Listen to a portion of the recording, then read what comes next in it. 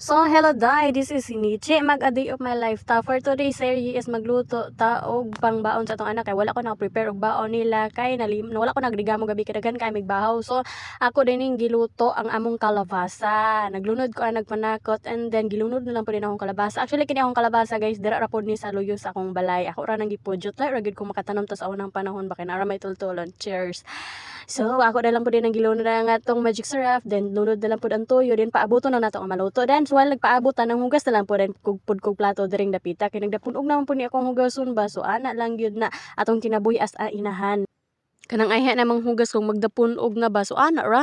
Ahay, kainit basad sa akong pagpanghugas mo. Nakadi man manghugas og gabi so mo nang naudtuhan pagpanghugas. Ako na rin ang gibasbas sa pagpanghugas. Jay kay aron mahuman na dayon wala paabot ko sa akong gi-check na lang po dayon ako ni akong giluto diri kung pwede na ba mahaon luto na ba di pa po siya over kalata so ako na lang gihaon kay okay naman. Then nag-start na dayon kog sulod sa ilang balon kay wala lagi ko naglungag. Wala sila balon karon maghatod kog balon nila sa eskwelahan so namutang kog gulay gifted pud kay ko ani ako mga anak daywa kabisan. Unsa bitaw ko ipakaon sa ila di ra gid mamili gulay, nag-request na sila nga gulay akong ipasudan sa ila. So morning nag-prepare na lang po dayon ko diri kay wala ko kaligo lagi kay wala maligom ta ko kay grabe ka init pero wala naman mi tubig din wala agay. So mo nag-sunscreen na lang pud ko gamay kay grabe lagi kay kainit diri sa amo. Asa na bang ulan?